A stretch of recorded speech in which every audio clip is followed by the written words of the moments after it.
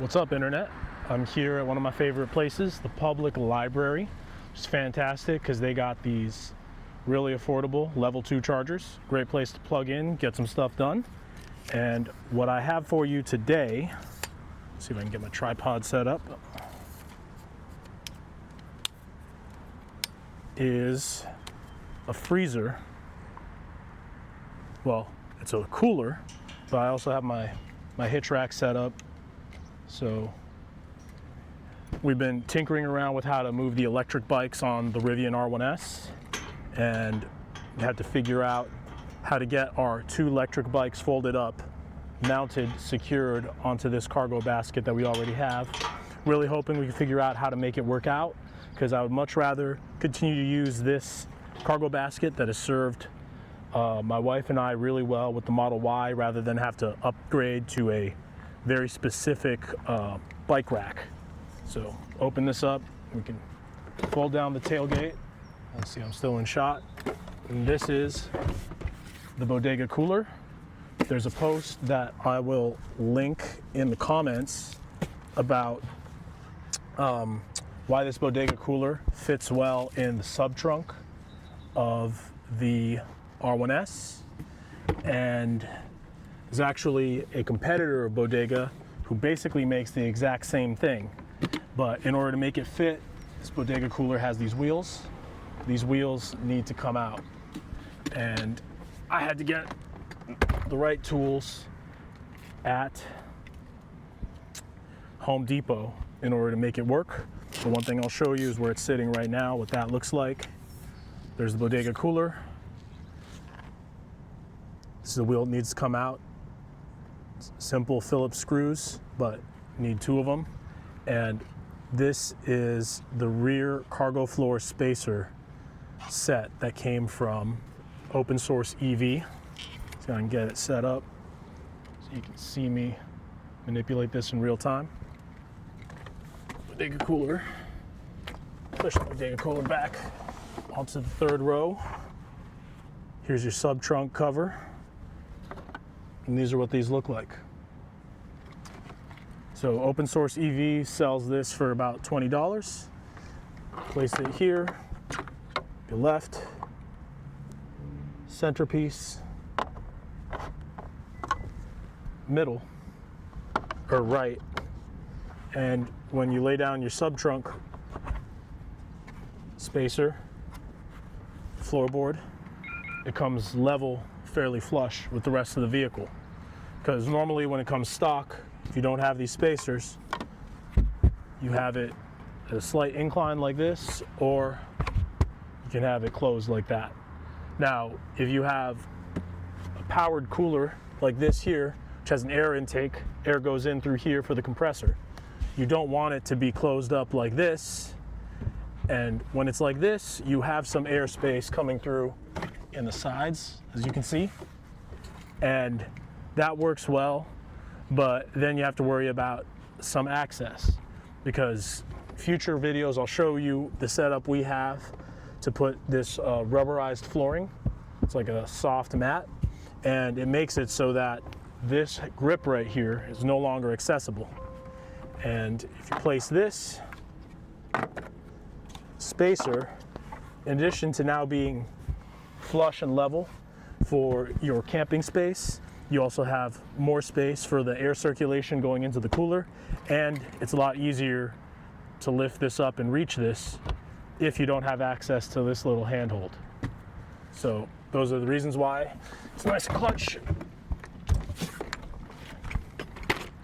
Get into this anvil screwdriver set, and we'll see about getting that removed.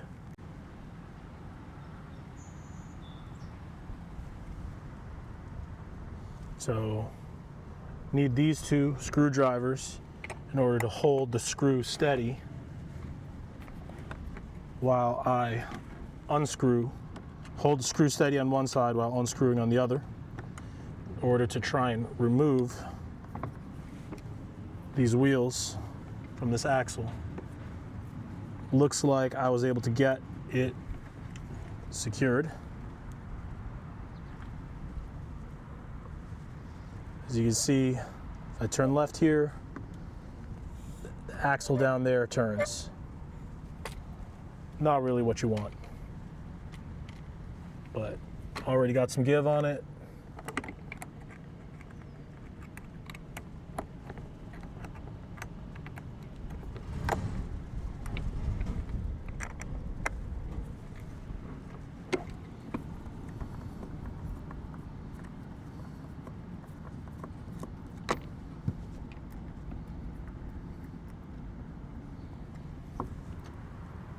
There's one screw out. Wheel off. Axle off.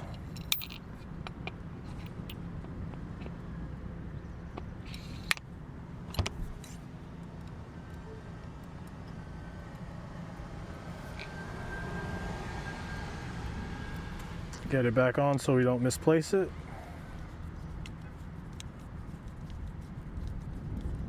And according to the forum posts, that should be all that's necessary to get this guy to fit.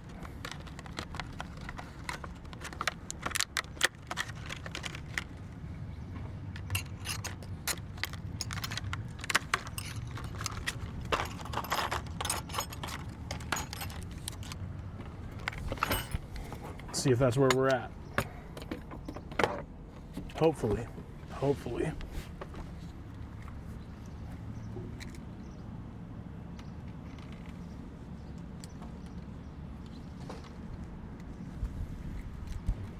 right. Sub-trunk cover. Let's get you guys a view of the R1S sub-trunk. That's what it looks like in there. Testing the depth. Give you an idea.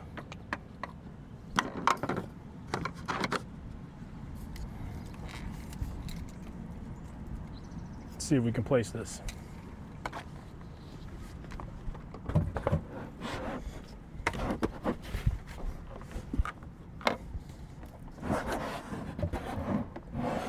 Nope. She does not fit.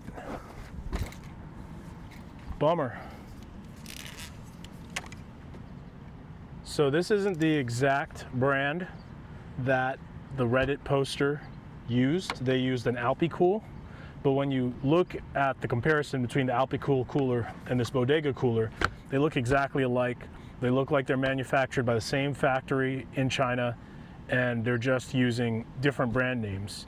So the fact that this Bodega cooler doesn't fit here, even after following their instructions of removing the wheel, makes me think that it's not the cooler, it's the vehicle. And the Reddit post that I'll link in the description, it was from 2024, September 2024. They might have had a Gen 1 R1S. And it's possible that this Gen 2 R1S that we're in, this 2025 Gen 2 R1S, they changed the shape of the sub-trunk here. This doesn't fit. I mean, the gentleman did say it took a little bit of forcing. This really doesn't look like I can get it in there. I'll give it one more college try.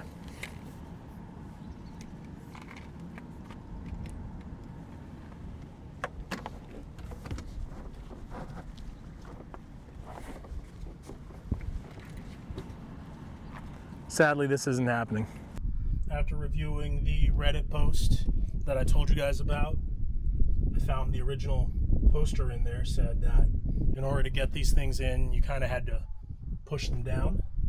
I was a little gun shy about it, but now after seeing that, seeing the material that this sub-trunk is made out of, it's like soft kind of shell, I figured that you actually can do it, and this is what that looks like. Just place it in there, just slam that thing.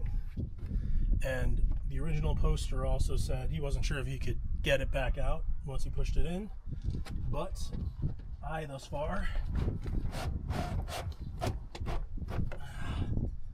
least I was able to once. Let's see, there we go.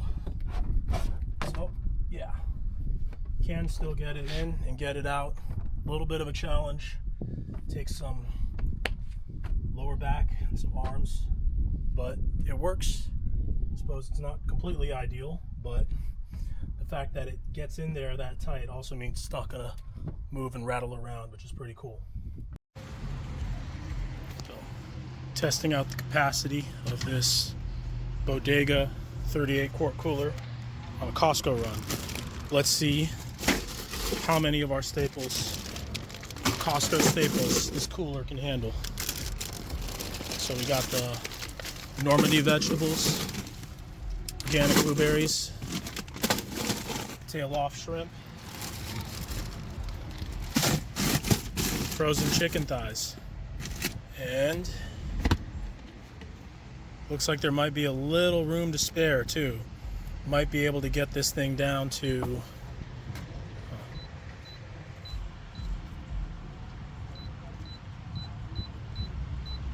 might still have room in here for water bottles of frozen water for the purposes of cooling the oyster tempo. Good to know. Now I get to get my cold temperature stuff. Oh wait, here it is. Fully cooked BB-Go mini wontons. Unlikely to have this when we're on the road, but living on the road, I can totally see these four being the main staples that eat up room in here.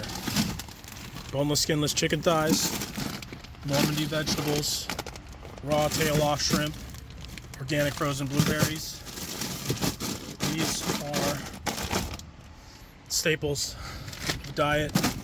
This is a treat for living in an apartment. Probably not going to have once we're on the road.